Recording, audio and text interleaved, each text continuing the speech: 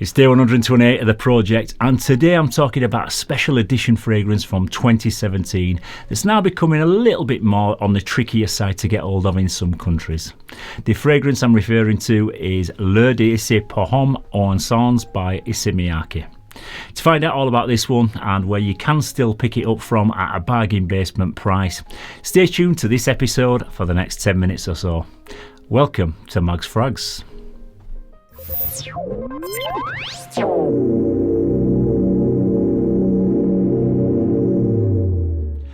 Yes, hello again everybody and welcome to another episode of Mags Frags. I'm Paul and this is day 128 of my Fragrance 365 project, where it's the fragrance that's the star of the show. Today's featured scent is called L'Heure d'Issey pour Homme OR ENCENS by Issey Miyake. Now that's a mouthful. OR ENCENS in English just basically translates to incense because that's the note that this one centres around. It's an eau de parfum concentration, and the perfumer behind this one is Christophe Renaud, who also was responsible for the creation of the Noir Ambre, which came out a year earlier in 2016. You can pick up both of these up for under £40 each now from the ESSENTUAL website when you apply the code ESSENTUAL20, and I'll leave a code down in the description where you can get a direct link to that one. And the code is still active as of the 11th of January 2022 when I recorded this video.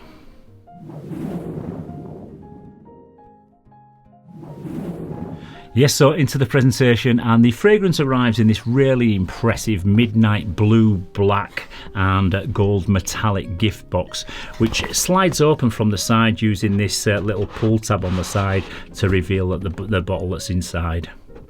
On the front we've got the name of the house and the name of the fragrance in metallic gold, and at the bottom we've got the size and concentration.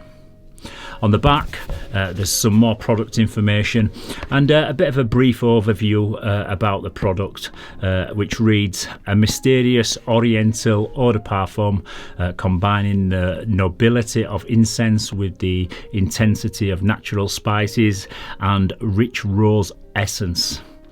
And then below we've got the barcode, and at the bottom again we've got everything that's repeated in gold, and then there's also the batch code, which on this one is 8110DM. The bottle comes in the usual Issey Miyake shape and styling, but this one has a full midnight blue coloration, but you can actually see the juice if you hold the bottle up to the light. There's the name of the fragrance on the front printed in gold, and we have a matte black cap. That's a click-on cap, and this sprayer is also black, and it sprays a really nice wide and even distribution of juice. I mean, yeah, these two fragrances are definitely my favourite Issey Miyake fragrances in terms of how they're presented. You can definitely tell that the brand were trying to make a bit of a bold statement with these when they were first launched. They really do feel a little bit special when you've got them in your hand, and they provide a really high class first impression. So for me, they get a definite 10 out of 10 in terms of how these are presented.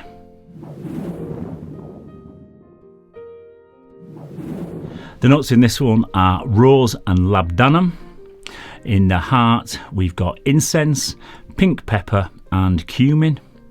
And in the base there's leather, amberwood, sandalwood, cedar and vetiver.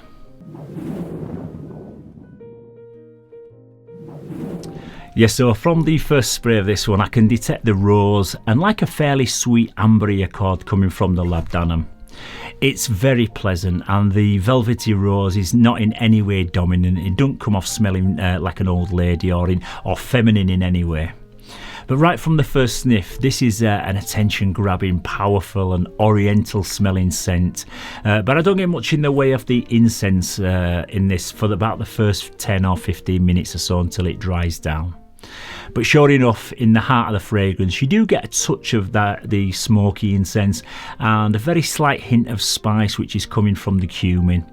But again, all the notes are very complementary to one another, and it's so smoothly blended that nothing really stands out. And personally, I pick up more on the rose and like a leather accord rather than the incense.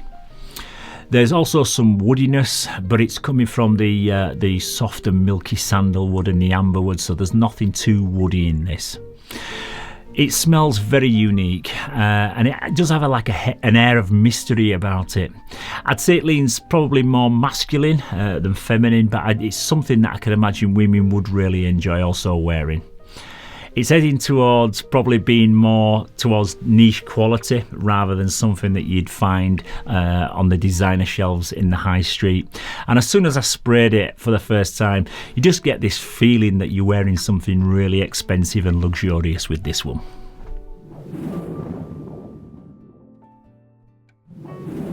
This one is a fairly sweet and rich scent that I think could get a little bit annoying in high heat or in a confined space. So I reckon it's one that would probably shine the most round about springtime or even early in the autumn months. I'd say it's got more of a dressed up feel about it, and it's not something that I'd reach for as a daily driver. This is one that I would highly recommend to anyone who's going to be a guest at a wedding or something like that, and you're looking for something that's just going to start a conversation while you're sipping your champagne on the lawn of a stately home and you stood under an apple blossom tree or something like that.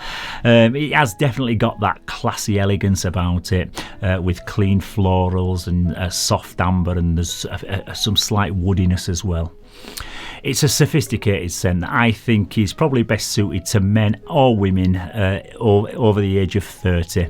But as I touched on earlier, it definitely leans a bit more masculine than it does feminine.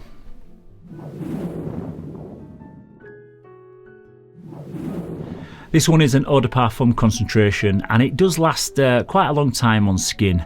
You'll still be catching strong wafts of this well into the 8 or 9 hour mark, but I wouldn't say it had a huge projection.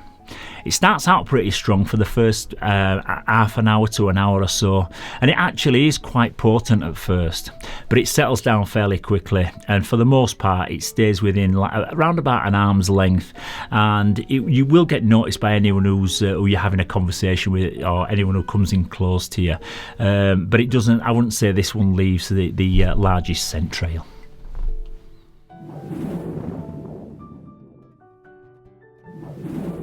So if I had to choose between this one and the Noir Ambre, I've got to say that probably the Noir Ambre is my favourite one out of the two.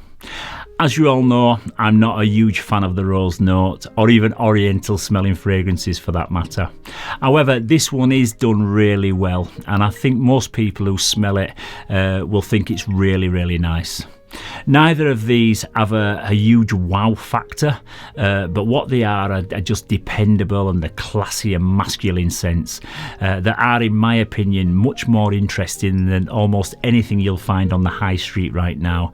And if you are in the UK, you should really consider adding these two to your collection, especially under 40 quid, because there's guys in the USA that would give their right arm for these because they aren't available anywhere stateside. And I had people actually posting down in my comments section suggesting that I was either lying about how much I paid for these or that ESSENTUAL must be like a fake website selling knockoffs. But fortunately for people in the UK, they were wrong on both counts, because ESSENTUAL is as legit as you're ever going to get, and these don't look too fake to me. So in terms of how I would rate them, I'd give them both a solid 9 out of 10, even though I personally prefer how the Ambre Noir smells, but I just guess that there are a lot of people out there that would maybe even prefer this OR ENCENS, because it does have a really nice pleasant scent character. And for that reason, I will score them both the same and give them both a solid 9 out of 10. They're really good, solid, safe blind buys. Yeah, so that's about it for today's scent of the day. In the next episode, I'm going to be talking about a blind buy that was only delivered to me yesterday from the house of Montal, and it's got a very strong resemblance to a popular and very expensive niche fragrance, so don't forget to look out for that one. And as always guys, if you found this video in any way useful, please don't forget to give it a thumbs up and to subscribe to the channel. It's also great to hear all your thoughts and your critiques and your opinions down in the comments section, so don't forget to keep posting down in the comments and let me know what you think about all these fragrances that feature throughout the 365 project. So once again, thank you very much for tuning into this episode. I hope you've enjoyed it. Stay safe, keep smelling fresh, and I'll see you very soon for another one. Bye bye for now.